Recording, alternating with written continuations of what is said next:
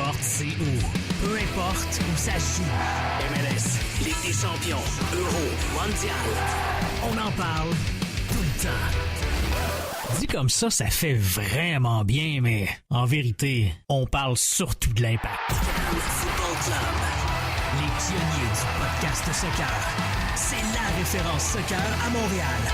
Tout simplement les meilleurs. C'est le Cannes Football Club.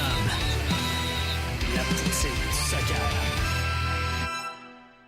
Bonjour et bienvenue à un nouvel épisode du Cannes Football Club, le podcast. Bienvenue à l'édition Couscous Piri Piri en ce 15 avril 2018. Votre après-match 100% bleu blanc noir et toujours 100% Cannes FC. L'Impact a perdu Newton sur un score de 3-1 au Red Bull Arena. Évidemment, c'est Nilton George qui est avec moi comme d'habitude. Je suis Sofiane Benzaza. Déjà Nilton, bonjour. Bonjour, est-ce que ça va, malgré tout? Moi, ça va. Ça va très bien. La routine. L'Impact a perdu 3-1 à Red Bull Arena. Donc, on est là pour l'après-match. Et ça va au-delà de l'après-match parce que on parle jamais juste du match. On parle de tout ce qui se passe autour du match, après le match, pendant le match, la semaine prochaine. On fait des prédictions loufoques. C'est vraiment la meilleure émission. Je sais pas ce qui se fait ailleurs, mais c'est là. C'est bon. C'est toujours drôle quand tu parles en québécois. Toujours avec un accent pourri. Donc, merci beaucoup de nous écouter tous. Si vous écoutez sur différentes applications podcast, vous faites la recherche sur le Cannes Football Club Plus.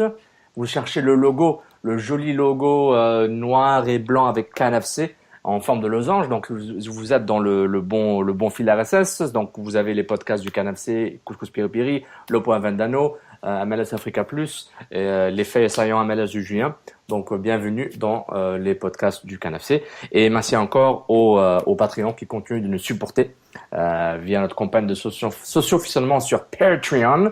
74 patrons jusqu'à maintenant en ce 15 avril 2018. Donc, merci encore. Puis, on va continuer à vous solliciter à tous nos fans parce que on a plus que 75 personnes qui nous écoutent au podcast.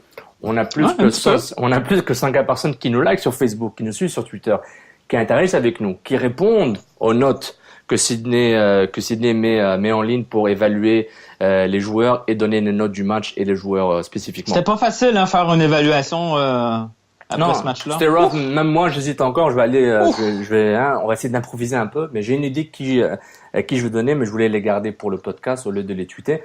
Donc voilà, on est 114 patrons en ce moment, mais on nous écoute, on nous lit, on interagit avec nous sur les réseaux sociaux avec plus de monde. Donc on va arriver, je sais pas moi, à 5000 personnes, 10 000 patrons. Je ne sais pas quel est le chiffre magique. Mais on va y arriver un jour. Mais ça, c'est en incluant les Ghost Followers. Là. Ah oui, surtout les Ghost Followers. Sans eux, on n'aurait pas d'émission. Donc c'est ça. Donc merci encore. Donc et puis évidemment, on a un gagnant pour les billets du match de la semaine prochaine contre l'AFC. On va pas dire tout de suite qui a gagné parce qu'on veut que vous écoutez. On va pas dire quand est-ce qu'on va le dire. On va dire dans 5 minutes à la mi-chemin. Professionnel. À la fin. Professionnel. Je ne sais pas quand. On va le dire, Nilton. Je ne sais pas. Mais on va le dire, mais il faut écouter le podcast en entier ou skipper comme vous voulez, mais on veut la strat que vous avez écoutée. Donc voilà peut-être que ça va être en plein milieu. On ne sait jamais. Ah, peut-être. OK. Ou peut-être ça va errer quand une passe de Cabrera. On ne sait pas. Il fallait que je le fasse. Il fallait que je le fasse. Donc, l'effet du match. 3 buts pour les Red Bulls, 1 but pour l'Impact de Montréal. Et puis Bradley Wright-Phillips ouvre la marque à la 5e minute. Jason Rakas à la 33e marque sur un coup franc magnifique pour égaliser un partout et c'était comme ça à la mi-temps. Et ensuite, Gamara et Murillo marquent respectivement à la 57e et la 76e.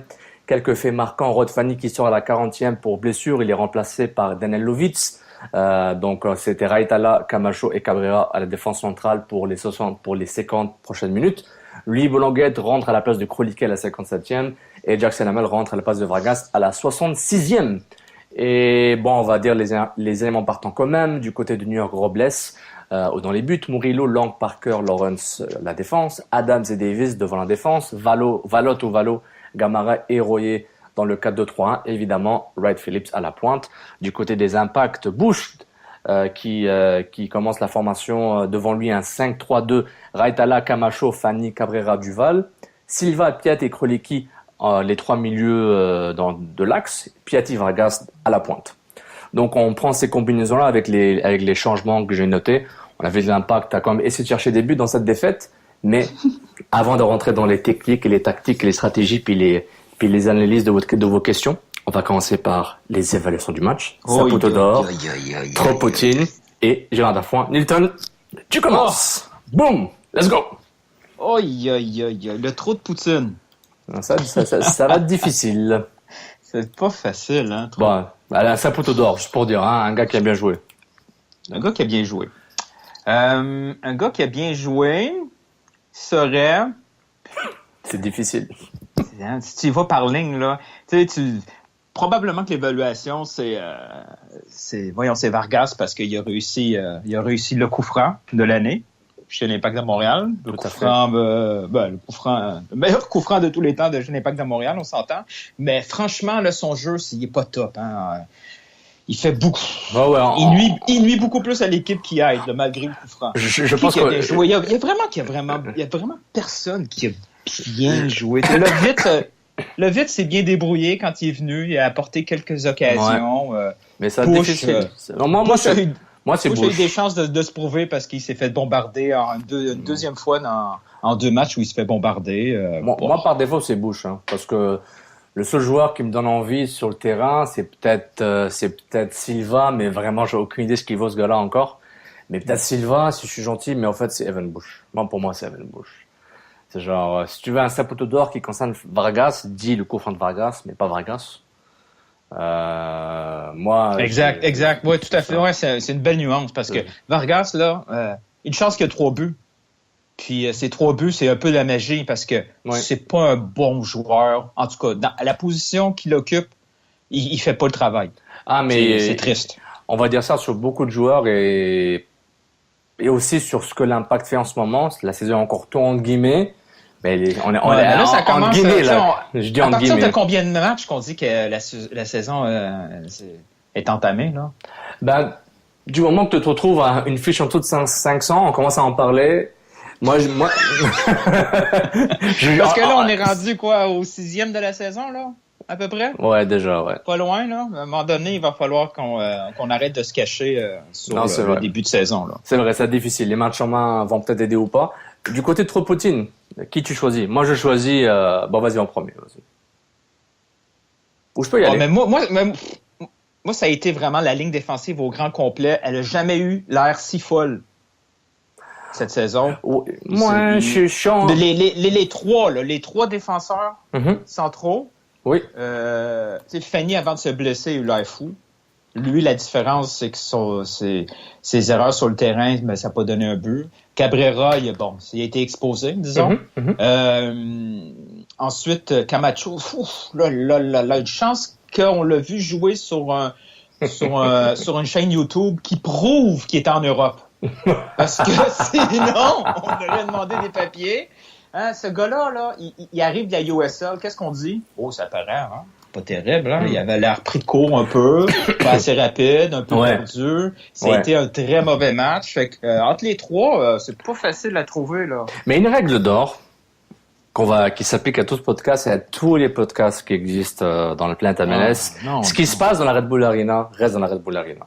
Surtout pour l'Impact. L'Impact, dans ce terrain-là, à part dans le match de playoff. Ouais, mais quand même, je veux dire... on sait déjà qu'à l'avance, t'as l'impression que t'es à -2. Comment les Red Bull jouent chez eux, mais je m'en fous de ça. Je m'en fous complètement. On a toujours eu une mauvaise équipe en jouant au Red Bull Arena. C'est il y a ça le aussi. point, là. Il y a ça aussi. Je veux dire, qui avait l'air moi personnellement d'avoir joué 3 jours plus tôt dans la Ligue des Champions, là.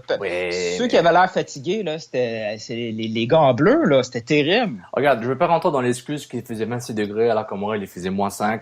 À la limite, si c'est une raison qui explique une partie la différence physique entre les deux, j'accepte à un certain niveau. Disons que je l'accepte. Mais pour revenir dans la discussion, mon Tropotine à moi c'est Piette.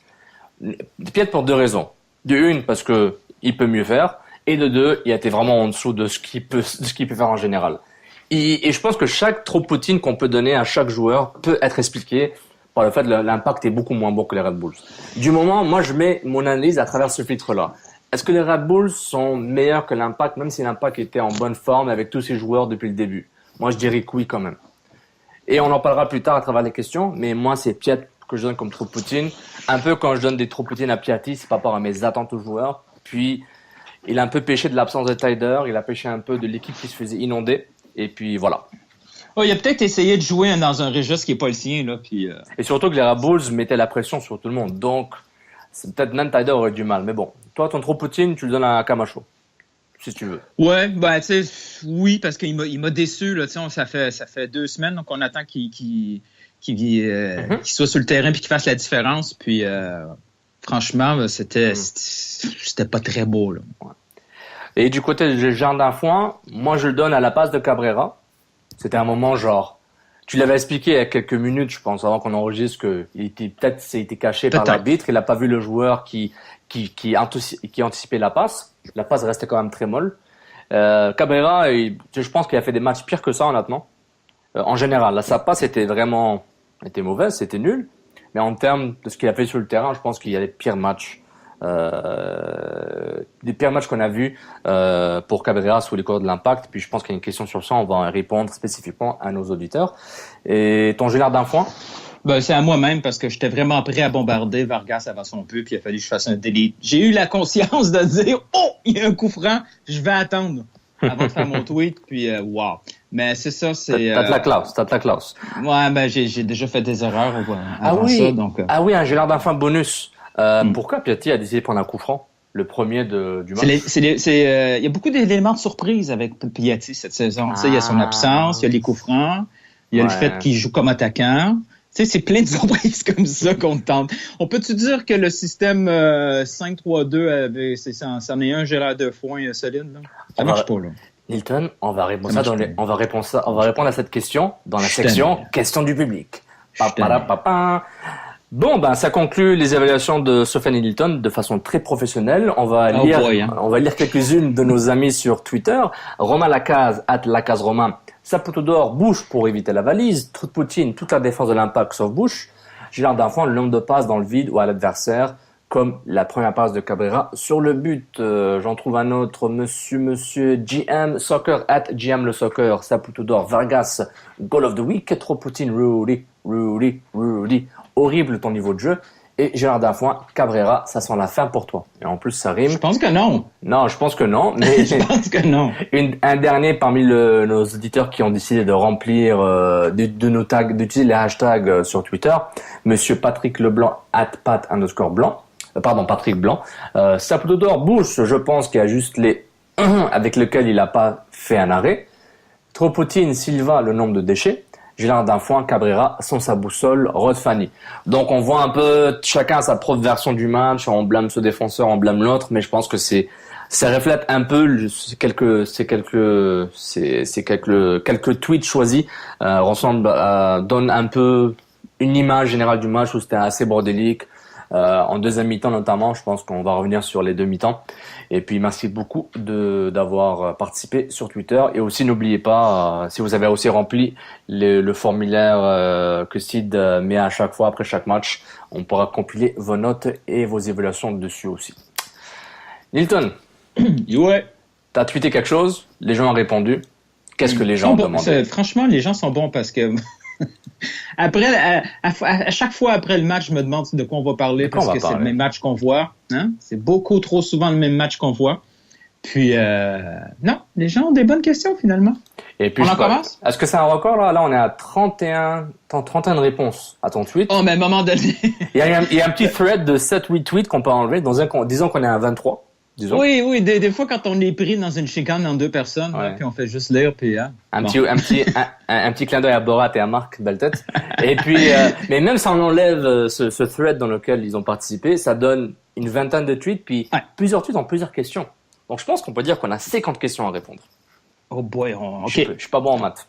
Non, t'es pas bon, mais c'est pas grave, c'est pas ton métier. Les matchs en Manhattan, n'oublie jamais. On en commence avec... Ça sera pas chronologique, là, je vais en prendre au hasard parce que sinon, on est là jusqu'à demain, puis on peut pas. Hein? On peut pas.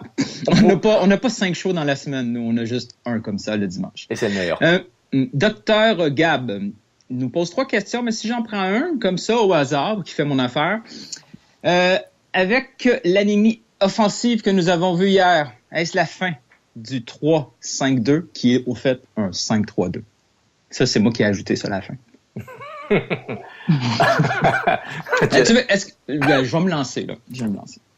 Rémi Garde s'est fait prendre un peu, hein, parce que lui, c'était pas son plan initial de jouer comme ça avec ce système-là. Il s'est retrouvé à aimer ce système parce que il a gagné contre Toronto, parce qu'il l'a réutilisé après contre Seattle à 10, puis il a même pas osé changer ce système-là parce que, bon, il y avait aucune autre option en avant, mais ce club-là n'est pas bâti pour jouer dans un schéma tactique où on demande à peu près à 2 joueurs de créer l'offensive au complet de ce club-là. Hier, c'était pire encore. Tu sais, on l'a vu. Là, je ne suis pas d'accord, mais je te laisse continuer. Mais l'offensive, tout ce qui est sur les couloirs est complètement disparu dans ce système-là parce que ça soit Lovitz, que ce soit Raitala, que ce soit Duval, même Petrasso, il en apportait un peu, mais c'était pas terrible. Puis quand il en apportait un peu plus, c'est quand il combinait avec Edwards dans un 4-3-3. Les latéraux n'ont pas la dimension offensive pour réussir. Piatti en doublette avec Vargas, c'est vraiment pas beau. Là. Ils vont réussir 1 ou 2 trucs sur 10 occasions. Une des situations où j'ai vu que c'était la catastrophe, ce système-là, puis je dis non, j'en veux plus jamais, là, c'est tout juste avant le 2e but de New York qui a tué le match. Duval gagne un ballon dans son territoire. Il fait un petit lob à droite pour Piatti. Piatti part. Habituellement, quand il part sur le couloir gauche, il y a un danger. Là, il part sur le couloir droit. Il est incapable de faire quoi que ce soit avec le ballon. S'il tente le dribble, il essaye de passer à Vargas qui ne fait pas d'appel de balle. Finalement, il attente à Vargas, il perd le ballon, contre-attaque rapide, Piet se fait prendre un peu, il se fait aspirer par ce jeu-là parce que lui aussi essaie d'apporter un élément offensif. Il est aspiré. Pourquoi il revient pas à temps? Est-ce la condition physique ou le manque de concentration? Qu'est-ce qui arrive? Son homme marque un but parce que la contre-attaque est là. Ce système-là, avec ces joueurs-là en place, va nous donner une saison ennuyante au plus possible. Les fois qu'on va gagner, c'est parce que l'équipe adverse rate tout et nous, on réussit les peu de chances qu'on a. Je comprends ton point, je suis d'accord en partie, mais ce que je veux ajouter ou donner comme analyse ou comme ajout pour donner ma compréhension de ce système, c'est que, bon, une chose, quand tu mets une défense à 5, c'est que tu veux vraiment jouer sur la largeur du terrain, que ce soit pour défendre, pour attaquer. Maintenant, c'est à toi de choisir comment tu le gères. Si tu fais comme Toronto où tu fais les deux en même temps, le plus possible, quoique Toronto c'est beaucoup plus offensif, ou tu bétonnes, comme l'Impact, ils ont aucune intention de monter de façon systématique. Parce que Lovitz et Duval, ils essaient de monter, même Petrasso, contre Toronto, en deuxième mi-temps, ça rappelle au stade olympique, mais c'est une question de, est-ce que tu le fais systématiquement, ou tu le fais par à-coup? Ça, c'est à voir. Mais, ce que je trouve plus intéressant, c'est que je pense qu'il y a des problèmes dans des postes clés qui font que quel que soit le système, je pense que l'impact sera dans la chenoute. Pour dire, par exemple, Piatti, on sait que c'est pas un attaquant de pointe, mais on sait que c'est un joueur qui doit être plus proche de la surface que le milieu de terrain. Lui, il peut catalyser comme milieu offensif de temps en temps, mais dès que tu le donnes là-bas autour de la surface, il va dribbler sur les 30 derniers mètres, il peut faire une certaine différence. Mais le problème, c'est que les Red Bulls, qu'est-ce qu'ils ont fait dans ce match-là exactement?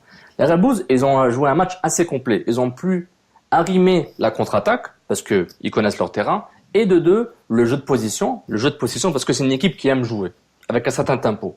Et qu'est-ce que les Red Bulls ont fait que l'Impact a du mal à faire cette saison, même si on l'avait en pré-saison? Un pressing constant et insistant.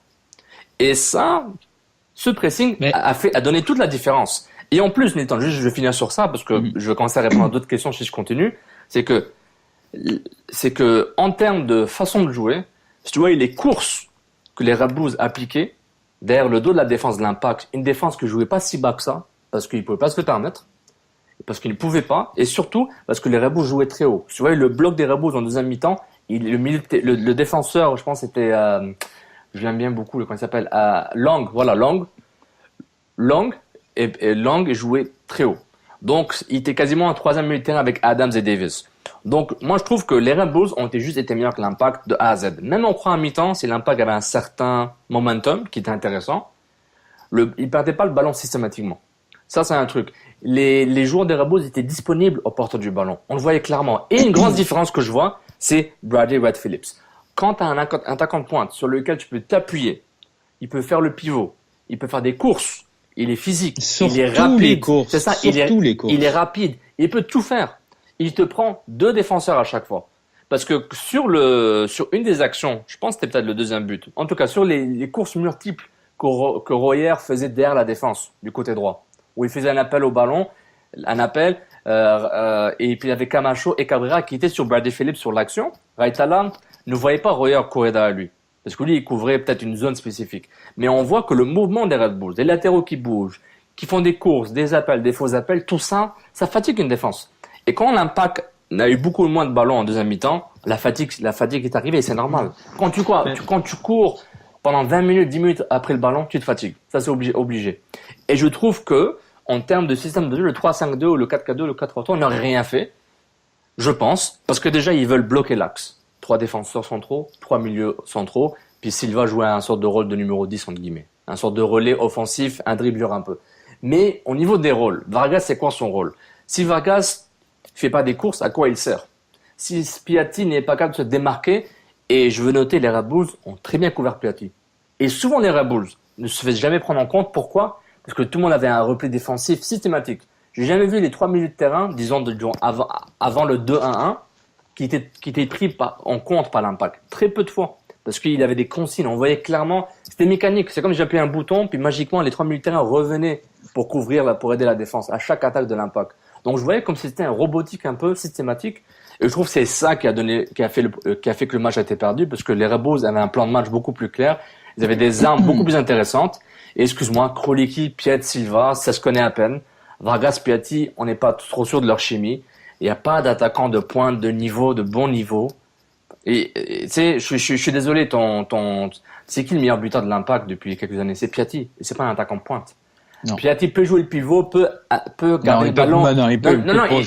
Il a fait de temps en temps durant le match, mais souvent il a perdu le ballon. Mais tu vois la différence en ayant des rôles spécifiques. Et l'Impact a besoin d'un attaquant de pointe pour pouvoir les aider d'expérience. Un gars qui sait jouer, pas Mancuso.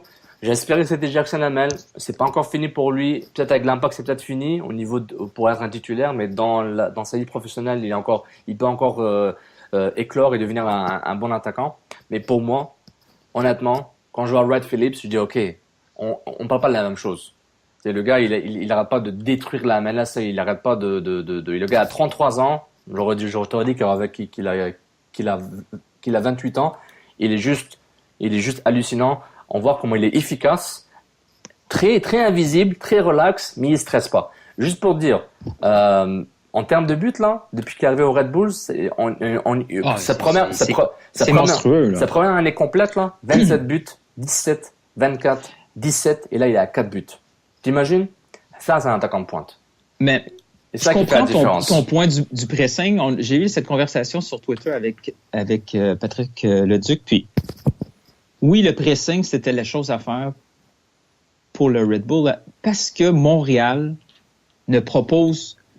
Les joueurs sont statiques sur les mêmes lignes. Exactement. Les 5 défenseurs restent 5 défenseurs, peu importe la phase de jeu. Tout à fait. Quand Piet a le ballon, si jamais vous retombez sur le match, il y a 0 option. Il y a 0 option. Et quand il y a un pressing fort comme ça, tu sais, le pressing, c'est pas la solution magique à tous les jeux, là.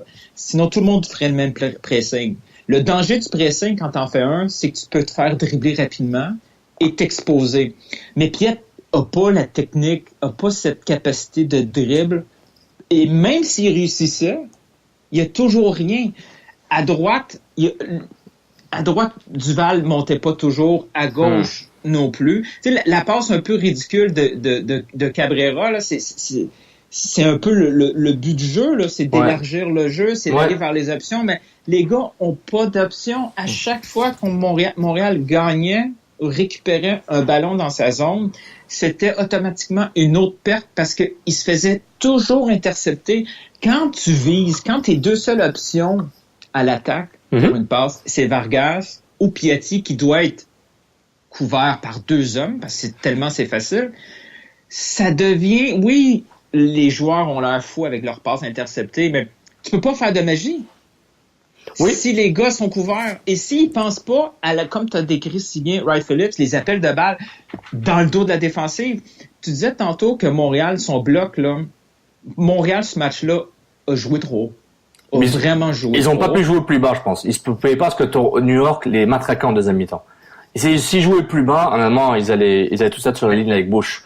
Ouais, mais je pense dire, que c'est une des raisons. Après 2 fois se faire prendre dans le dos comme ça, là, il aurait dû comprendre. Mais il y avait 2 fois où j'ai remarqué, une fois qui était flagrant, c'est que je trouvais que personne n'avait décidé d'appeler le hors-jeu. Donc il avait manqué Fanny qui lidait la défense. Je pense qu'il y avait Cabrera qui a appelé pour un hors-jeu à un moment, pour dire monter, mais ni Camacho ni Raitala ont suivi. Donc, jouer leur jeu à 5, là, c'est tough. Oui, c'est tough. mais non, c'est vrai. Mais à un moment, il y avait un manque de communication. Mais vraiment, Nilton, regarde, moi, je suis un latéral. Je suis Duval ou Lovitz ou Raitala quand il jouait latéral. Pourquoi j'irais monter à chaque fois systématiquement si j'ai 0 support? Pourquoi j'irais? Honnêtement, sur quelle base technique et stratégique est-ce qu'un latéral à l'Impact de Montréal, même si c'est beaucoup mieux que 2 ans, qui va monter? Enlève la notion Impact de Montréal. Si tu joues dans un schéma comme ça, en 3-5-2, là, le but, là, c'est qu'ils soient toujours plus haut, là. Oui. À la limite, ils sont toujours à la hauteur des milieux. Oui. Et en phase offensive, là, ils coupent dans la surface, là. Je suis d'accord. Combien de fois que tu as vu le latéral gauche ou droit à l'attaque, là? Pratiquement jamais. Là. Non, 0. Et ça, Puis les peu de fois qu'ils sont là, ils vont tellement pas souvent qu'ils reçoivent pas le ballon. Là. Vargas, il y a une fois, là, il y avait, je pense que c'était rendu Lovitz qui était rendu là. Il y avait une option de Lovitz facile.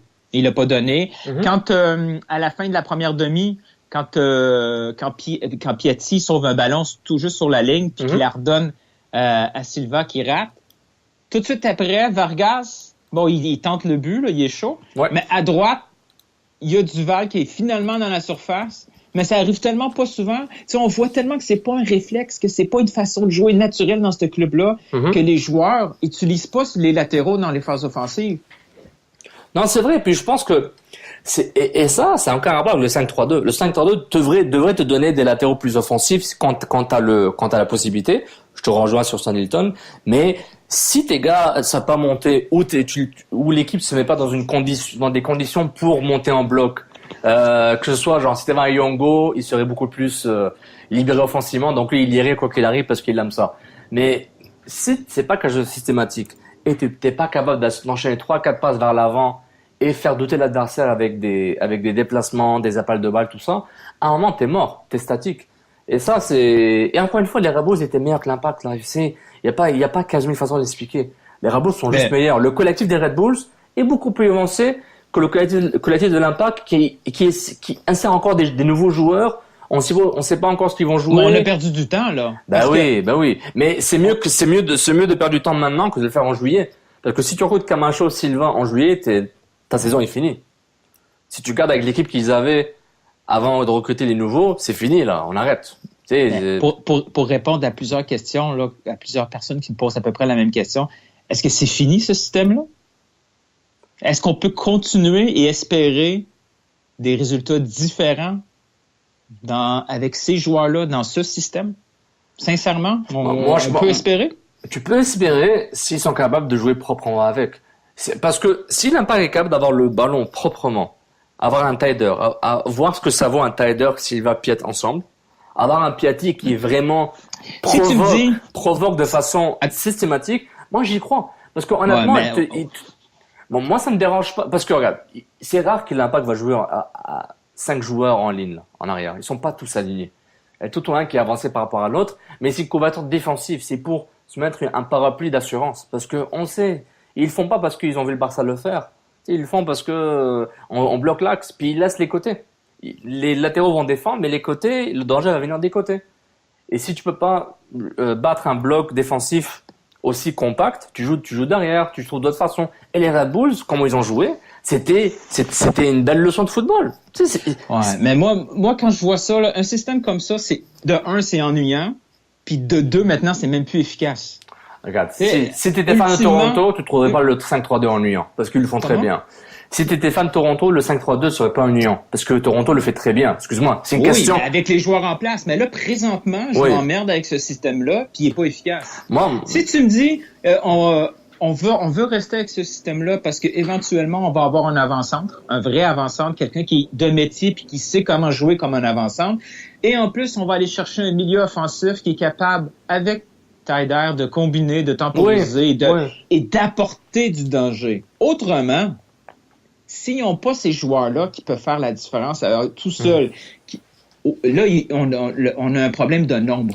On peut pas fonctionner et espérer produire du jeu offensif avec à peu près deux et demi peut-être joueurs offensifs sur le terrain. On peut pas espérer gagner 3-1. On peut pas. Impossible. On peut pas. Et dès qu'on se fait prendre, et dès qu'on se prend un but dans ce système-là, il est foutu. Regarde, on ne peut pas parce que surtout une des raisons principales, c'est qu'il n'y a pas d'attaquant de pointe de métier. Parce que si l'Impact va dans un 4-3-3 puis ils gagnent, dans un 4-2-3-1 puis ils gagnent, ils vont pas gagner parce qu'ils ont changé de formation. Ils auront gagné parce qu'ils auront changé de mentalité de jeu. Ils auront changé de façon d'exécuter. Parce que l'exécution était dégueulasse hier, au samedi. C'était catastrophique au niveau de l'exécution. Les passes errantes, les appels magiques, les ballons des 40 mètres pour qu'un attaque... Oui, mais les gars, ils voient la même chose qu'on voit. Ils sont sur le terrain, ils voient. Là, quand t'as le ballon, là, puis tu vois que tu as 2 gars de Red Bull qui viennent là, en pleine vitesse sur toi, puis là, tu es obligé là, de penser vite, trouver vite, exécuter vite. Et tout ce que tu as, c'est Piatti qui est à l'autre bout du terrain, trop loin pour toi. Tu as Vargas que tu vas lui donner, mais tu sais qu'il va perdre le ballon. Ou tu fais la passe en retrait, puis finalement, ça se retrouve dans les pieds de bouche, qui le rebalance à Vargas, qui perd le ballon, puis on recommence pendant 70 minutes. Ça devient plate pour eux aussi. Là. Mais c'est ce qui arrive quand Taider n'est pas là. Taider, c'est son rôle, de faire le lien. C'est pas un box-to-box Djemali numéro 10, là. C'est un bon numéro attaquant. C'est un box-to-box. Taider aurait descendu à côté de Camacho, il aurait pris le ballon, il aurait demandé le ballon plus haut, il aurait distribué à droite à gauche, il aurait aidé Piet à faire moins de travail offensif, mais le permettre à être plus efficace dans les passes précises qu'il doit faire vers l'avant. Piet n'est pas obligé de faire 30 passes vers l'avant comme il a fait contre les Red Bulls. C'est un chiffre que j'ai inventé là, mais pour dire qu'il a fait beaucoup de passes vers l'avant, c'était son rôle. Taider l'aurait aidé. Il aurait aidé à faire ça. Donc voilà. Et pour répondre à Luc Vautry, est-ce que Taider est notre seul joueur qui peut contrôler le tempo du match? C'est un gros oui. Oui. Et on l'avait dit déjà l'année passée avec le départ de Bernier. Il fallait trouver quelqu'un pour le remplacer parce que c'était le seul qui était capable l'année passée à mettre le pied sur le ballon et un peu, justement, de temporiser le jeu, calmer le tout quand ça allait un peu mal, permettre aux joueurs de proposer quelque chose. Là, hier, qui a fait ça? Exactement. C'était malheureusement Piet. Et Silva. Qui est pas capable de le faire. Et Silva, un peu. Un peu, mais Silva, on le découvrait. Il aime dribbler. Je pense qu'il aime aller vers l'avant. S'il vous plaît, arrêtez de le faire jouer latéral droit, là. Honnêtement, ça m'intéresse plus. Mais je l'ai pas vu assez jouer pour dire ça de façon nette. Mais pour revenir à ton point sur Bernier, c'est un excellent point, Nilton, sur Bernier. J'adore ce point-là. Ce qu'ont Bernier et Taider en commun, c'est que quand ils décident d'une action, tu sais pourquoi ils le font. Quand ils décident je change de côté, parce qu'il y a une raison pour ça. Quand Bernier balance dans la surface, parce qu'il a vu une course qui se fait. Tu vois, je veux dire, il a un purpose dans ce qu'ils font. Et c'est ça la différence. Alors que quand on balance des ballons, parce que t'as pas d'option, parce que ton milieu, tu veux juste l'éviter, parce que tu sais que tu peux rien faire avec, parce que les rabots vont juste te massacrer. Mais c'est aussi une question de confiance, une question de capacité physique et surtout une question de stratégie dans le sens des déplacements des joueurs. Parce que les courses sans le ballon, c'est encore plus important. Parce que c'est quoi, je pense que c'est Bernier qui avait tué sur ça. Un joueur, il avait quoté Johan Cruyff. Un joueur touche 3 minutes. 3 minutes. Il joue sur un match de 90 minutes, un joueur touche le ballon pendant 3 minutes. Ce qui est important, c'est ce qu'il fait. Sauf Piatti. Sauf Piatti. Et Bush. Et Bouchier. Et ce qui est important, c'est ce qu'il fait avec les 87 autres minutes, plus temps additionnel. Donc, je trouve que le 3-5-2, c'est juste le bouc émissaire, comme Malas, comme Kroliki, de tous les problèmes. Il se peut que je me trompe, que ce soit la formation la plus dégueulasse qui puisse exister pour l'Impact. Non, c'est faux. C'est à la mode. Et pourquoi c'est à la mode dans les grands championnats? Parce que ça apporte une dimension, là. Ouais. Ça apporte quelque chose de totalement nouveau en défensive. Il y a de la couverture. Les anciens ailiers offensifs deviennent des latéraux défensifs, donc ils peuvent faire le travail sur le côté. Ouais. Le milieu de terrain est dense. La doublette à l'attaque est intéressante. Mais ça, là, c'est le fun en Premier League. Il manque juste l'attaquant. C'est vraiment moins le fun en MLS et encore moins le fun quand ton club d'MLS est rendu avec beaucoup de joueurs du USL à cause des suspensions. Là on a...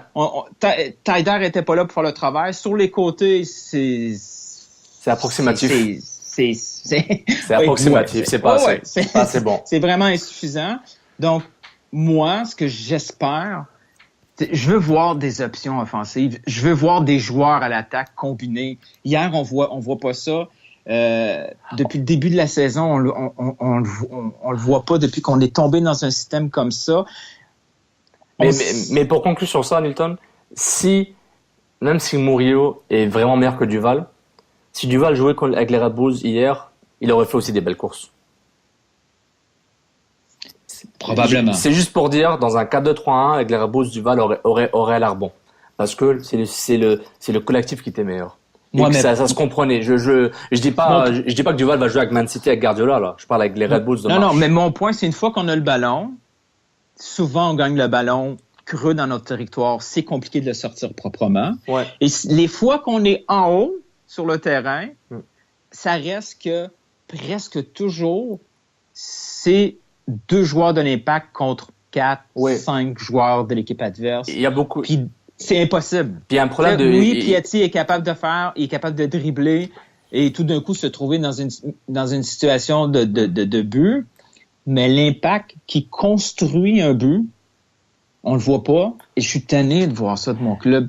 Je suis tanné de dire à la fin du match, oh wow, on a quand même gagné ce match-là. Ouais. Pas, oh wow, on l'a dominé ce match-là, on méritait. Non, nos 2 victoires, on les a pas vraiment méritées offensivement. Non. Toronto, c'était pas mauvais, mais ça aurait pu être 1 partout, personne n'aurait rechigné. Ou même 2-1 pour Toronto vers la fin. Mais regarde, c'est les résultats qui comptent à la fin au niveau du classement. Mais regarde, ça donne bien le résultat et pas là. Exactement. On aura ce débat plusieurs fois. Honnêtement, c'est le match de 1 à 5, j'ai toujours pas de conclusion à faire sur certains joueurs, sur certaines formations, parce que là, on a enfin tout le monde ensemble. C'est le premier match où tout le monde est là ensemble, sauf Taider. Donc, faut qu'on attende un match. Donc, je veux voir tout le monde ensemble. Je veux voir Taider, je veux voir Piet, je veux voir Silva, je veux voir Camacho. Peut-être même si Fanny est absent, c'est pas grave.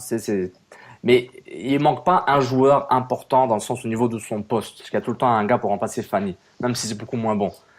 Il faut juste qu'on attend encore l'attaquant magique. Peut-être c'est Mancuso qui va revenir. Ben justement, une question de Vincent IMFC nous demande, Fernando Torres devient-il notre meilleure option? En plus, c'est une vedette. Bah oui, ça. Torres, s'il est en forme, à 60% de forme physique, c'est meilleur que tout ce que l'Impact a en ce moment. Il faut pas exagérer. Oui, mais est-ce que c'est la meilleure option pour Montréal? Non, la meilleure option, c'est un Argentin de 27 ans qui a marqué 15 buts pendant 3 ans et qui est prêt à venir ici. C'est ça, c'est un buteur en série, c'est un tueur, un gars qui... Tu sais, les gars de 30 ans là, qui viennent en MLS, c'est le fun, là, les gros noms, mais ça se blesse, des gars de 30 ans. Hein? C'est pas une surprise. Après, on va être surpris qu'un mois après, il se tient la jambe parce qu'il y a un muscle qui fait mal. Oui, mais il faut une machine physique et un gars qui sait marquer des buts. Mais ça, il y en a beaucoup, des vrais buteurs, pas juste en Argentine. Oui, partout. Qui coûteraient pas cher, qui n'est pas de DP. Regarde. Qui pourrait devenir une vedette parce qu'avant ça, on le connaissait pas comme Piatti. Est-ce qu'on voudrait le Di-Vaio à 28 ans en train de faire des appels parfaits puis en train de le détruire? Oui, mais paye pour chercher ce joueur-là. Mais il te faut un buteur. Il faut qu'un joueur que tu vois, je dis lui, c'est un buteur. Mancuso était un buteur. En ce moment, je sais pas ce qu'il est. Yakchen Hamel peut être un buteur, mais je pense pas qu'il aura un sens comme titulaire à l'Impact. À moins que entre maintenant et juillet, c'est entre Mancuso et lui, et Tad Vargas va reculer ou devenir ailier. On verra. Mais en ce moment, l'Impact a un buteur qui s'appelle Piatti, mais n'a pas d'attaquant. Et ça commence à devenir grave. On en parle. Ça, c'est du gaspillage. Avoir un Piatti dans ton équipe, puis l'isoler comme ça là, de le reste de l'équipe, là, c'est tant qu'à faire, ne paye pas pour Piatti parce que ça sert à rien. Et ce que je trouve comme gaspillage, c'est que Di-Vaio a été gaspillé. Si Di-Vaio était un peu plus jeune, il aurait été parfait maintenant. Quand il était là en MLS en 2012-2013, c'était bien. Mais je like, il est venu trop tôt. Merde. Parce que c'était pourri. Parce que si tu vois les top buteurs en MLS, t'as peut-être Gutierrez de Kansas City qui est 2e avec 5 buts, Ezequiel Martinez. T'as Maximiliano Morales de New York City qui a 4 buts. Mais à la part, c'est tous des attaquants. Là, t'as Almiron, ok, t'as Valéry, t'as Fagundes dans le top genre 20 ou 30 de la ligue, mais c'est tous des attaquants de pointe à part ça. Là, Martinez, Rossi, Wright Phillips, Vela, New York City, t'as Juric Radi, Badji, Dan Dwyer, Nikolic, Zardes. Je parle d'attaquants qui ont marqué 4 ou 5 buts là. Des attaquants, des forwards là, F, pas M, pas OM, pas CMF, F. Et il faut comprendre ça un peu, là. Parce que Vargas, je suis content qu'il ait marqué 3 buts. C'est ça? Il a marqué 3 buts, Vargas. Je suis super content. Ouais. Mais moi, je veux le voir 3e avec 3 buts. Et je veux un autre joueur qui a genre 5 buts et je vois un F à côté. Je sais toujours pas c'est où la position de Vargas, hein? Regarde, je pense que c'est un ailier qui peut jouer deuxième attaquant. Mais après ça... Ouais, mais deuxième attaquant, pas derrière un vrai attaquant, pas derrière... Oui. Hein, derrière un vrai attaquant de pointe, un F pour forward. Mais Torres, Montréal n'a pas des ressources financières illimitées, là, on s'entend, là. Puis Torres, c'est un risque. Si Torres coûte 2 millions de dollars, c'est un investissement un peu trop cher pour Montréal. Oui, c'est un peu trop cher, puis c'est un risque par rapport à son âge, mais moi je dis trouve un buteur qui va durer 2-3 ans.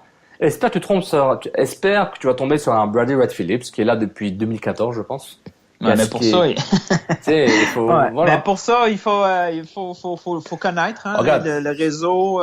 Non, mais s'ils ont pu dénicher Alessandro Silva, qui a 28 ans, 29 ans. Il a 28 ans, Alessandro Silva. Donc, si t'es capable de le trouver un milieu offensif, latéral, droit, milieu, whatever, t'es capable de trouver un attaquant qui a 27-28 ans et que c'est un buteur en série. Débrouille-toi, t'as jusqu'au mois de juillet pour travailler et en trouver un. Parce que, à un moment... Puis, pour terminer avec le cas de Torres, je serais extrêmement étonné que Fernando Torres vienne jouer. Son désir MLS corresponde à la ville de Montréal. C'est vrai, mais ça dépend de ce qu'on lui vend comme projet. Parce que lui, il cherche un peu d'argent et puis juste à jouer, il va prendre l'équipe qui a la ville la moins dégueulasse, entre guillemets, peut-être. Mais s'il cherche vraiment une ville spécifique, etc., il dit Columbus, c'est sympa, mais non, Kansas City. Le fit, il n'est pas naturel. Là. Est-ce que tu as l'impression que Drogba, c'est un fit naturel, même s'il parle français, honnêtement? Ben, beaucoup plus, là. Oui, que Torres, mais disons qu'on te dit, genre, Drogba a signé à Chicago. Sans même que, genre, que l'impact et il l'aurait voulu. Tu vas dire, ouais, Chicago, c'est une grande ville. Ouais. Moi, si on me propose Chicago, je regarde pas le classement, puis je dis, il y a Bastien qui est là aussi. OK, fine, je vais là. Puis là, Montréal, si on propose à une vedette comme ça, random, la ville de Montréal, il regarde le classement, c'est pas, je suis pas convaincu. Tu sais, on est chanceux d'avoir Garde. Avec ça, on peut peut-être utiliser cette connexion-là. Mais c'est pas naturel. Je vois pas pourquoi Torres va privilégier Montréal devant un Seattle, devant un Chicago. Il se peut que lui il cherche. Si on vend bien le projet, puis la vie. Mais c'est quoi le projet de Montréal? Hein? C'est ça. Ben, c'est Rémi Garde. C'est Rémi Garde à la mode, hein? C'est Rémi Garde. Au début de la MLS, c'était la philosophie. Quand on n'a pas su définir la philosophie, on a pris le mot projet. Mais je sais toujours pas c'est quoi le projet. T'sais, si on me dit c'est gagné, je dis j'espère parce qu'une équipe que son projet c'est pas gagné, c'est un peu plate. C'est un peu plate. Non, c'est vrai.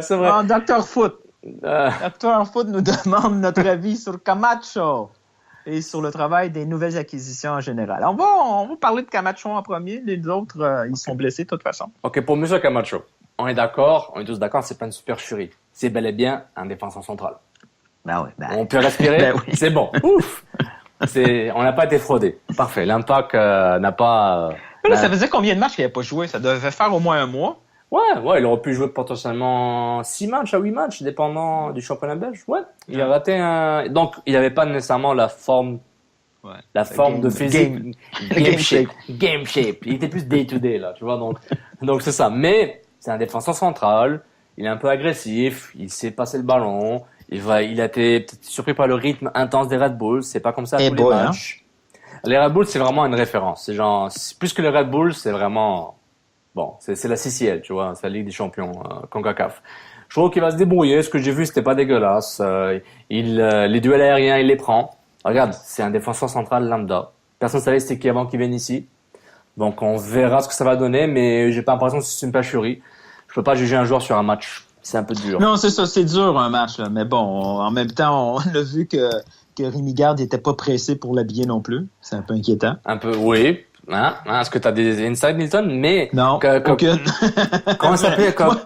Moi, c'est la réflexion que je l'ai vu une fois qu'il se faisait prendre un peu de vitesse, tout ça, puis il disait, oh, wow, une chance qu'il arrive de Belgique, parce que sinon, on l'aurait ramassé. Tu sais, j'essaie de retrouver, ah oui, c'est Steph qui nous pose cette question-là. Est-ce que c'est un bol d'or numéro 2? C'est drôle, j'avais pensé à bol d'or. Tu sais, si ça avait été un joueur de Bologne, hein? Il nous prête un joueur de Bologne, puis il s'appelle Rudy Camacho, on aurait dit, non, pas un autre de Bologne. Non, ça heureusement, c'était pas ça. Ça sent la fraude fiscale, là. Mais regarde, j'avais pas l'impression, quand j'ai vu Camacho jouer, que je me faisais avoir comme on s'est fait avec l'attaquant de l'Uruguay, Santiago González. Lui, on l'a vu rapidement, lui. Genre, ah oui, lui, c'est... Wow. Non. Ça, c'est le Maxi... Ah oui, c'était ça, hein, Maxi Rodriguez? Non, lui, c'est le milieu qui a jamais joué. L'autre, là, Santiago González. Oui. C'était des beaux souvenirs. Ça va faire des quiz incroyables. Ça, puis le fameux quiz, là, où on demandait le latéral gauche jamaïcain, là, on l'a déjà oublié, hein? Sean Francis. OK, il te reste encore 3 mois pour l'oublier. Donc, c'est ça. Donc, c'était quoi en plus, Santiago González, ils avaient utilisé quoi, le Special le Discovery? Young Discovery DP? Oui, le Young Men Discovery, je sais pas quoi, là. C'était incroyable. Et voilà. Bon. C'est grâce à notre capologist. Oui, exactement. Next question. Il y a beaucoup de Camacho. Michael T.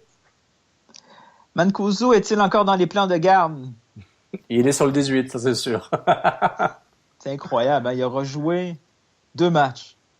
Il est dans le 18, il revient de blessure, il va avoir sa chance. Peut-être contre LAFC la semaine prochaine. S'il n'est pas blessé, s'il est en forme, je pense qu'il va l'essayer. Mais j'avoue c'est sûr que si on revient dans un 4-3-3, on va revenir avec l'équipe de départ, match 1 et 2, là, avec Mancuso au milieu, probablement Silva à droite. Et on va revenir avec... Mais ça dépend de sa récupération. On va revenir avec l'équipe, le plan initial de Rémi Garde pendant toute la pré-saison où il a joué en 4-3-3, puis que là, aujourd'hui, on se retrouve. Moi, c'est ça qui me purge, là, tu sais, puis... J'ai l'impression de perdre mon temps, là. J'étais tout excité par la saison. On voit l'équipe pratiquer un certain style, dans un certain schéma. Et là, on est rendu 6 matchs plus tard. C'est la confusion la plus totale. Mais... Je sais pas qui joue où, tu sais. Il y a Piatti, je sais qu'il est bon comme ailier, attaquant, intérieur gauche, mais là, il joue comme attaquant. Vargas a été signé, puis on savait pas trop dans quelle position qu'il pouvait jouer, mais on le sait toujours pas. On sait qu'il est bon pour tirer coup franc. Il y a tout... Mais ils sont bons, les Red Bulls. Le projet, là, j'aimerais ça qu'ils soient un peu plus clairs. Là. Regarde. Puis Mancuso, il sera plus là cet été. Ils vont s'en débarrasser. Rémi Garde, là, il est pas con. Il sait qu'il y a un problème. Grosse hypothèse, M. Georges. Non, mais celle-là... celle-là n'est pas dangereuse. Il voit que... Il peut faire ce qu'il veut, il peut les entraîner, il peut dire à Robert Duverne de les faire courir 27 fois le terrain pour qu'ils puissent manger de la pizza sans problème. Si les joueurs, une fois avec le ballon dans les pieds, ils savent pas quoi faire d'autre qu'à part le donner à Piatti, il y a un problème. Mancuso, son problème à lui, son plus gros problème, c'est d'être capable d'aligner des matchs sur le terrain. Il peut pas se permettre ça. Quand l'autre, son backup, a le même problème que lui. Lui aussi, il n'est pas capable d'aligner des matchs. Ouais. Puis en plus, là, présentement, on le fait jouer dans une position où il n'est pas outillé pour le faire. On peut pas demander à Jackson de tuer une défense à lui tout seul. Lui, c'est un finisher. Non, même Drogba à 28 ans, tu peux pas le mettre en malaise. Il dit, vas-y, cours, débrouille-toi pendant 3-4 matchs, on va te basser le ballon, puis bonne chance. Il va peut-être marquer 12 comme ça. Il va pas t'en marquer 20, puis ça ne va pas être un rythme super soutenu. Donc, il faut pas dire des bêtises. Donc, regarde, par rapport à ton point, par exemple, si la tactique c'était juste donner à Piatti, mets-toi dans des conditions où Piatti est tout le temps libre. Mets-toi dans des conditions pour aspirer l'adversaire et jouer le contre. T'es en train de me donner raison. On va revenir au premier sujet. Jouer en 5-3-2 pour pouvoir donner Piatti libre dans les meilleures situations, c'est idiot. Mais ça marchait contre Toronto. Mais Nathan, ça marchait contre Toronto. Ça a marché une fois, il a marqué ils ont réussi à marquer un but contre Toronto, c'était suffisant. Ils ont battu une équipe à 10. Mais Nilton, c'est bon. Mais Nilton, oublie Seattle, Seattle, ils auraient pu facilement égaliser, mais Toronto aussi, là. Mais par rapport à Toronto, la grosse différence, c'est que la bataille du milieu était plus ou moins égale, pendant une partie du match. Contre les Red Bulls, tu gagnais 0 ballon. Quand on gagnait en deuxième mi-temps, tu t'en débarrassais pour le perdre parce que on te mettait la pression. En tout cas. On va chicaner longtemps. Je pense que c'est un bon moment pour une petite pause publicitaire pour annoncer notre gagnant du concours. Oh, en plein milieu. Donc, en plein milieu, parce on n'avait pas dit quand. Donc, une petite pause publicitaire pour le gagnant des 2 billets pour le prochain match de l'Impact face au LAFC au Sasaputo le 21 avril 2018. C'est tambour. C'est Doc Mayou. Doc Mayou, t'es le gagnant de 2 billets. Contacte le CanFC. Donc, on va voir son visage? Oui. On va t'envoyer des instructions, comment avoir tes billets. Contacte le CanFC via, par exemple, Twitter, envoie-nous un message privé. Si ça ne marche pas, CanFC, afrocanlife.com, afrocanlife.com. Au pire, on t'enverra un DM, on va te tweeter. Donc voilà, félicitations à Doc Mayou, tu vas écouter ce podcast, tu vas être content. Et puis, je souhaite... C'est la preuve qu'on va voir s'il l'écoute vraiment ou il fait juste envoyer des questions. Je pense qu'il lui envoie des questions puis il l'écoute pas. Il écoute des fois parce qu'il rit de nos réponses. Ah oui, surtout. Il ira pas de mon côté puis genre je vais la bête à chaque fois. C'est incroyable. Mais t'es bête, donc. C'est vrai. Bien. Et toi, t'es con. Voilà, je l'ai dit, Nilton. Je te déteste. Je déteste. Prochaine question. Général, hein? Charles. Voilà. Ben oui, ben non. Les fameux ben oui, ben non. Est-ce qu'on aurait été mieux avec Raheem The Dream comme option sur le banc que nos 3 attaquants? Non. Je pense que Raheem... Non, parce qu'il a abandonné le fait de jouer à 4-3-3. Donc, Raheem, dans ce système-là, ça sert à rien. Non. Mais surtout que Raheem n'est pas dans les plans court terme en ce moment-là. Je pense qu'il s'est brûlé un peu. Malgré son super but contre Columbus, je pense que voilà quoi, il y a pas un fit automatique en ce moment. Je pense pas qu'ils vont le dégager comme la poubelle. Je pense qu'il va être là pour un bout, du moins pour la saison, à moins qu'il y ait un échange intéressant pour l'Impact. Mais voilà, Randy Jim n'a pas de valeur pour l'Impact en ce moment. Dans le 3-5-2, même dans le 4-3-3, il y a avec Silva qui est là. Je pense qu'il y a d'autres options par rapport à ça. Écoute, il a même choisi Ozuro avant lui là. C'est tout dire là. Et il reste 15 jours pour l'échanger lui. Ah, non, c'est vrai, c'est le mois de mai, donc on stresse. Une petite question pour dire bonjour à un ami de l'émission et sur Twitter, Olivier Paradis Lemieux, de Radio-Canada, ici, Radio-Canada. Est-ce que Rémi Garde... L'amateur des jeux de mots, là. Des jeux de mots, jeux de vilain. Est-ce que Rémi Garde devrait faire appel à Bruni Surin pour quelques ateliers sur l'art du sprint? Est-ce que Bruni Surin peut aider l'Impact de Montréal pour le sprint? Bonne question. Je pense qu'il n'y a pas d'espoir, là. Si c'était juste ça le problème. Voilà. Je pense que Jackson Hamel n'en a pas besoin. Les autres, je pense que les autres attaquants auront peut-être un peu besoin au niveau de l'efficacité et la gestion des efforts. Merci Olivier pour la question. Et prochaine question. Tiens, celui qui a débuté une grosse chicane entre Borat et Marc. On va en prendre une des 3. Allez, boys, restez amis, là. C'est pas grave. S'il vous plaît. On a le droit de, des fois, après une défaite, on est de mauvaise humeur. Quand on lit un tweet, des fois, on met un ton, que l'autre n'a pas nécessairement.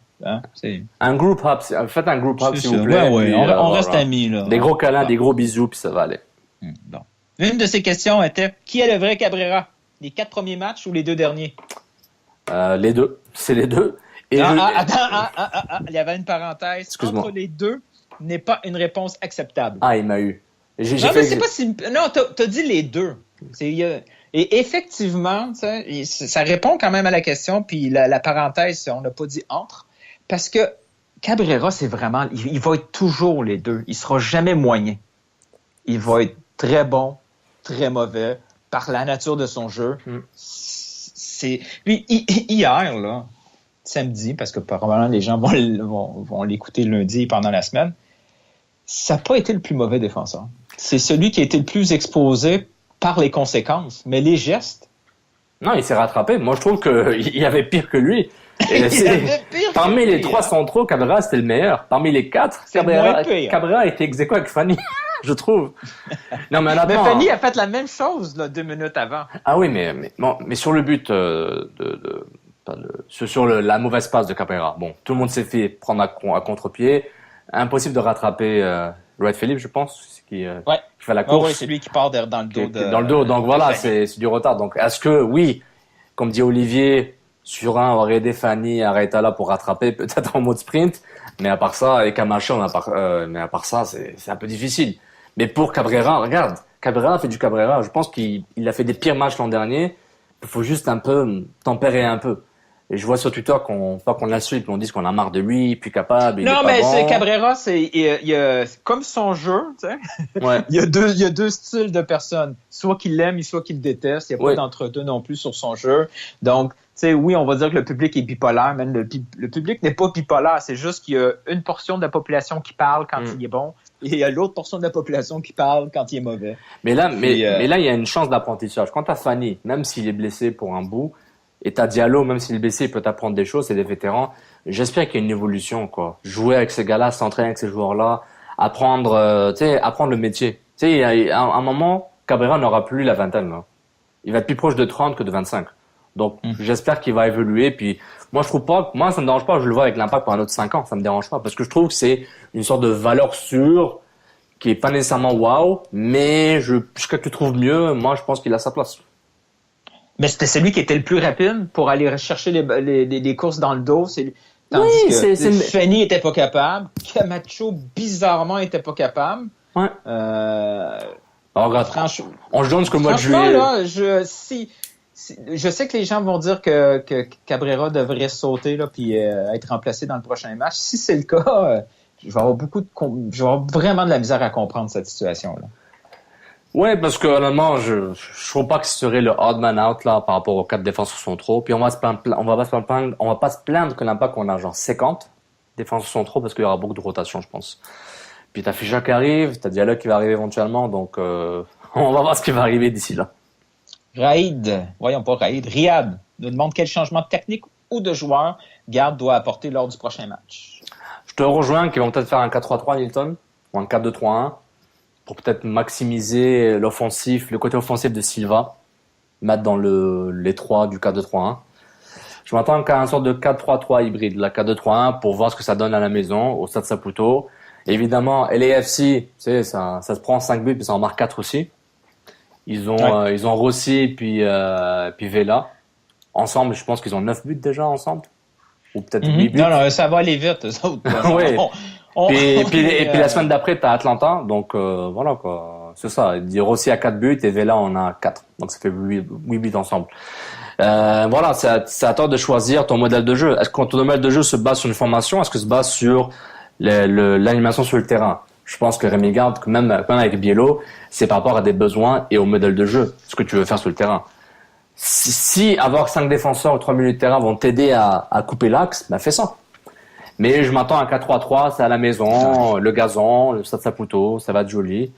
Et puis voilà quoi. Je suis pas mal convaincu là, tu sais, ils vont utiliser si Mathéo ne se blesse pas encore un peu en entraînement, il va débuter le match pour donner un 60 minutes soit à lui, soit à Jackson, faire une combinaison comme ça, ils vont prendre Vargas pour le jumeler à Taider. C'est sûr que là à la maison, ils vont vouloir essayer d'autres choses, ils vont vouloir posséder un peu plus le ballon, eux-mêmes contrôler un peu la dynamique du jeu. Parce que... Et surtout, Piatti va être sur le côté gauche pour vraiment faire ce qu'il sait faire le mieux. Oui, puis là, présentement, il va falloir que Garde décide de l'avenir de cette saison. C'est quel système qui veut implanter pour faire les playoffs. Quel type de jeu. Et ensuite identifier les besoins, là. Oui. Parce que s'il commence à faire du va-et-vient comme ça sert à rien, là. Il va falloir que son projet soit clair, là, pour tout le monde. Est-ce qu'ils veulent adopter un système comme ça, ultra défensif, et rien donner, puis espérer devant, ou vouloir un peu plus la construction, puis le temporiser eux-mêmes le jeu au lieu de le subir à chaque fois, là? Ça, c'est des questions qu'il va devoir poser à travers la saison, rapidement si possible. Et aussi, rien n'empêche une équipe d'être une équipe qui aime faire le contre-attaque, une équipe qui aime jouer un peu au ballon. Les Red Bulls ont prouvé que tu peux faire ça. Francis Casimiro, nous demande si Fanny manque des matchs. On s'entend qu'il va le manquer le prochain. Comment s'arrange-t-on à l'arrière? Jouer avec Cabrera Camacho semble annonciateur d'une catastrophe. Rien de moins, hein? Il va falloir l'essayer. Un moment.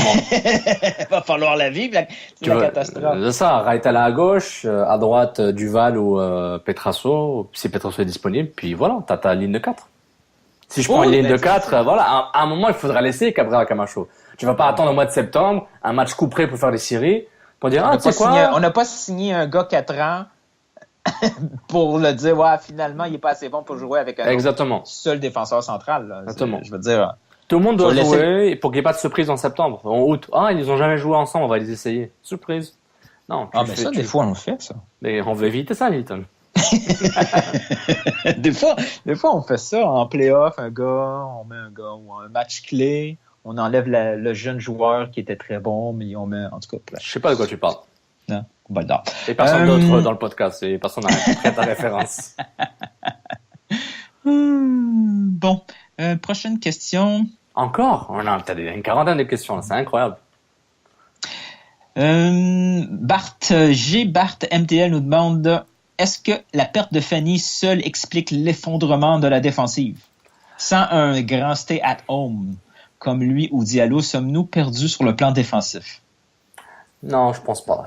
Je pense que les Red Bulls étaient meilleurs. L'Impact n'était pas dans le coup en deuxième mi-temps. Les Red Bulls se sont réveillés. Ils ont joué à 40% de la capacité la première mi-temps. À la deuxième, ils ont accéléré le jeu. Le pressing, les côtés, l'axe, Wright Phillips, Royer. Tu sais, ils ont vraiment montré tout l'arsenal de leur jeu durant la deuxième mi-temps. Puis voilà, quoi. Ils ont fait du Red Bulls, ils sont chez eux. Ils ont fait le travail. Moi, je trouve, c'est pas catastrophique que Fanny soit blessé. Là, c'est pas la raison pourquoi l'Impact a perdu le match, là. L'Impact jouait très mal avec lui sur le terrain, là. Oui, mais c'était plus à cause des Red Bulls, là. En partie, les Red Bulls étaient juste meilleurs. Ils sont juste meilleurs, man. Il faut juste... C'est beaucoup plus simple de comprendre le match en disant les Red Bulls sont meilleurs. Point final. Maintenant... Comment on fait pour être aussi bon qu'eux? Tu trouves une façon de jouer, tu l'appliques, tu as des principes de jeu. Si tu veux pas que les latéraux montent, ils montent pas. Fais autre chose à la place, mais juste qu'on le sache. Tu vois? Mais Rémi Garde, c'est pas un deux de pique, là. Voilà, on sait que c'est un bon coach. Donc, on va voir ce qu'il va donner à travers les joueurs qu'il a. Il va ramener du sien à travers le recrutement. Mais ça prend du temps, ça. Tu sais, je t'ai dit, on s'est dit en pré-saison, le recrutement que l'Impact n'a pas fait en janvier, il faut qu'il rattrape le retard en ce moment avec Silva et Camacho, voire essayer de rattraper les 10-20 km en retard par rapport aux autres clubs. Et ensuite, quand tu es au point zéro, rattraper ces clubs en mai, juin pour essayer de grappiller des points. Ouais, mais moi, ce que j'aurais voulu, là... Oui. C'est que les matchs qui étaient... on le savait que le début de saison allait être compliqué, là. Oui. Les 6 points qu'on a, c'est à peu près ce qu'on pensait pouvoir accumuler. Okay, ouais. Mais moi, ce que j'aurais voulu voir dans cette défaite-là, c'est que ça aurait servi un peu au restant de la saison. Ça aurait servi à bâtir le projet de jeu pour les prochains matchs à domicile. Là, ce que j'ai vu, c'est plutôt un Rémi Garde qui a été pragmatique, qui a joué avec ce qu'il y avait en place, a trouvé que finalement sa valeur a fonctionné un peu assez à son goût, et il a continué avec ça malgré tout. Et là, on se retrouve avec l'ouverture de la saison à Montréal, au Stade Saputo, et tous les matchs joués auparavant, là, ça sert à rien. Oui, parce que oui, vas-y. Quand on va jouer contre LA, quand on va jouer les prochains matchs contre Philadelphie, New England à la maison, on peut pas se baser sur ce qu'on a fait à l'étranger. Tout le jeu va être différent. Parce que si Silva est là, il va probablement jouer comme ailier droit. Piatti va retourner à droite. On n'aura pas eu d'attaquant pour combiner. Le jeu au milieu, ça sera plus pareil. C'est ça qui me dérange. J'ai encore l'impression de perdre du temps. Je regarde les matchs, puis je me dis, je te comprends, Nilton. On s'est débarrassé des 90 minutes à l'étranger. Tu sais. Ouais, j'ai l'impression que je vois que cette frustration de voir un éternel recommencement. On met le bouton reset à chaque fois. C'est comme le jour de la marmotte. Ça revient, on répète. Le jour se répète à chaque fois, mais on change. On sait plus ce qui arrive. Et puis, c'est un très bon point. Est-ce que les leçons des matchs à l'extérieur peuvent être appliquées à la maison? On ne sait pas parce qu'on n'est pas encore sûr du modèle de jeu spécifique. Et je pense que je donne encore du lousse à l'Impact. Je veux voir tous les joueurs qui font partie de leur top 14 pouvoir vraiment jouer ensemble pendant 3-4 matchs, pas plus. Mais ça arrivera presque jamais. C'est jamais arrivé avec l'Impact de Montréal. Oui, non, c'est vrai, mais j'espère leur donner une dernière chance. Mais à part ça, on va pas faire plus que ça. Tu sais, regarde, là, on a Petrasso, il est jeune, après 2 matchs, il est tombé. Tu sais, on a tout le temps. Heureusement, Piatti, c'est quelqu'un qui dure. Il y a eu quelques problèmes physiques, là, mais pas trop, tu sais. Mais on peut pas tout le temps se dire ouais, ça fonctionne pas parce que finalement, à droite, il y a eu 3 gars différents, en défense centrale, il y en a eu 5. On s'en fout. Ce qui est important, on s'en fout parce que les autres équipes, c'est pareil. Exactement. Les autres aussi, je suis d'accord. Il y a une rotation, que ça soit pour des besoins physiques ou que ça soit parce qu'il y a des blessures. Des rotations comme ça, il y en a partout. Mais quand tu vois le Red Bull jouer, tu comprends clairement c'est quoi qu'ils veulent appliquer sur le terrain. Puis ils le font systématiquement. Ils répètent le même jeu à chaque fois. On le voit arriver, mais tu peux pas l'arrêter parce que ça marche bien. Et quand les joueurs ne font plus quand ces joueurs ne sont plus capables de faire ce travail-là ou qu'ils aiment pas la façon qu'ils l'exécutent, il prend Clydestein, puis il l'envoie ailleurs, il prend Philippe, puis il change. Il a pas peur. Il va chercher pas des gros noms, mais il va chercher des éléments qui vont marcher dans son échiquier. Je suis d'accord. Je suis d'accord. Là, c'était quoi j'ai regardé Silva 2 matchs. Je l'ai vu jouer dans 2 positions différentes. Je ne sais pas pourquoi il est allé. On l'a dit. On est allé dire que Silva allait être le penchant un peu de Piatti à droite, mais on l'a pas vu jouer encore là. C'est pourquoi qu'on est allé le chercher. Et ensuite, Piatti a dit que c'est un numéro. C'est comme Taider à droite un peu. Donc, qu'est-ce que ça veut dire, Taider à droite? Et ce qui m'avait stressé un peu, c'est quand Grémigal avait dit en conférence de presse, quand il était signé, quand il était présenté dans le Scrum, il y a quelques semaines, sa flexibilité de jouer à droite, comme latéral droit, est intéressante. Ça m'a un peu fait suer. Je dis, ok, j'espère qu'il est là pour apporter de l'attaque, apporter de... Ben oui. C'est pas mal ça qu'on a besoin, là. Oui, tu peux être à apporter de l'attaque comme latéral droit, mais je pense qu'on a 2. Et l'Impact peut se permettre de mettre Silva un peu plus haut sur le terrain. Mais ça, je suis pas coach. C'est Rémi Garde qui est le coach. On verra, mais je suis d'accord, la frustration de l'éternel recommencement. Parce que oui, les Red Bulls, ils ont Edwards à droite, avec Silva, puis avec, je sais pas moi, et Petrasso, si tu veux. Les 3, ils vont savoir comment les intégrer dans leur système parce que ils ont une recette. Si tu ne fites pas dans la recette, tu restes pas dans l'équipe. C'est aussi simple que ça. Alors que l'Impact fait l'inverse, on dirait qu'ils adaptent leur recrutement par rapport à ce qu'ils veulent faire. Quoique Taider, c'est un recrutement pour dire, lui, on veut jouer d'une seule façon, on a besoin d'un joueur comme lui. Donc on voit que Taider, c'est un recrutement pour ramener un certain style de jeu. Maintenant, les autres, il faut qu'ils jouent un peu plus longtemps. Bon, voilà. Sinon, est-ce qu'on termine avec les notes des évaluations? Oui, on y va. Parfait. Bon. Je peux te commencer tout ça en disant, selon toi, qui a été le saputoire du match?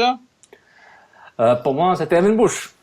Ouais, mais c'était le deuxième avec 38% des votes. Sinon, Jason Vargas et son coup franc est allé chercher 47%. Les 2 autres joueurs qui ont pu aller chercher un peu. Ton Samuel Piette a eu un Saputo d'or à 7% et Piatti à 5%. Si on géolocalise Samuel Piette, c'est vraiment Repentini qui a voté pour Samuel Piette. C'est surindexé Repent, c'est ça. Le trou de Poutine avec 66 votes, Victor Cabrera, c'est sûr que ça passe, ça restait dans la tête. Suit ensuite Camacho, Raitala, Silva, bref, ça y va par là. Kroliki échappe un peu, là. Ouais, un peu, parce que c'était le prochain. Sur la liste. La note du match, une moyenne de 4,1. C'est super. Ouais, c'est super. Hein? Est-ce que tu te souviens de la semaine passée, est-ce que c'était dans le 3? Ouais, c'était du 3. C'était assez mauvais. Bon. L'arbitrage, une moyenne de 6,8. Franchement, ouais. Pourquoi pas donner un 10? Là? Je veux dire, il s'est rien passé de négatif dans ce match-là. Les gens sont non, il aurait dû appeler penalty pour Lovitz. Ça, c'était, pour moi, ça m'a donné un mauvais goût. Parce que c'était penalty. Moi, c'était un Murillo a vraiment poussé dans le dos et c'était pas épaule à épaule. Pourquoi le VAR n'a pas été activé, je ne sais pas. Ça, je trouve ça un peu dommage.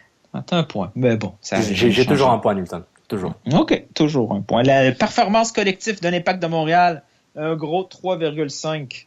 C'est assez généreux. Imagine si ça avait... Imagine un jeu avec une note de 2, ça serait quoi? Wow! 3,5. 3,5. Et le coach Rémi Garde, ça commence à descendre pour notre petit Rémi. 4,7 pour la note de Rémi Garde. C'est pas quelqu'un qui tente beaucoup de choses dans un match. Hein?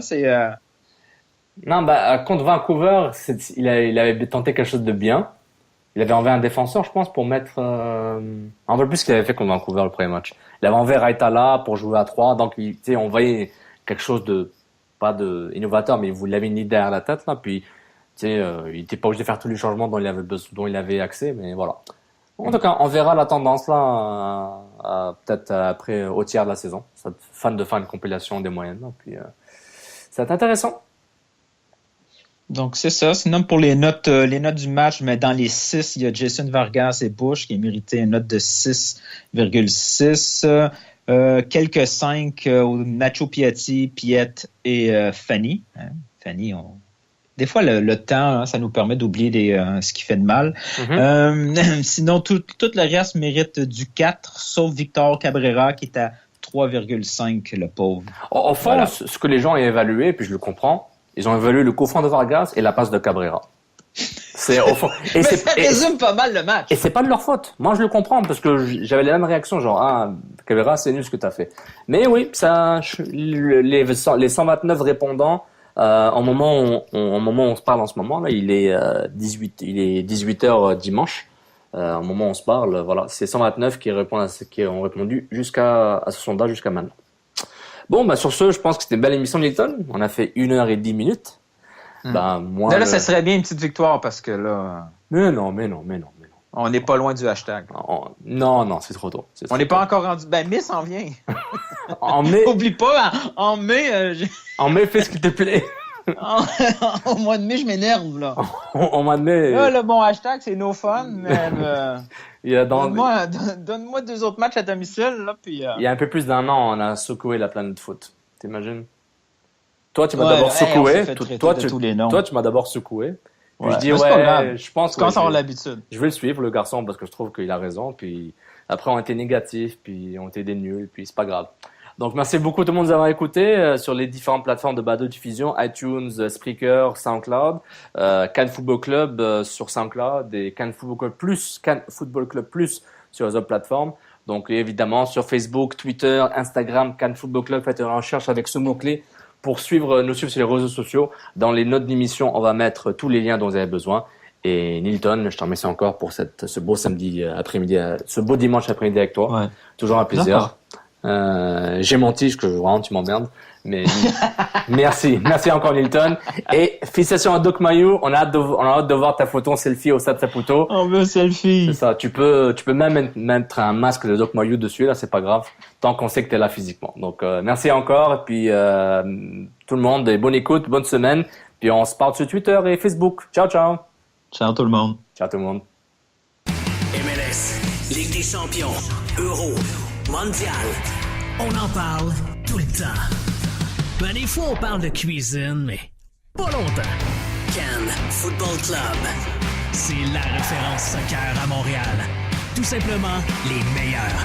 C'est le Cannes Football Club. La poutine du soccer.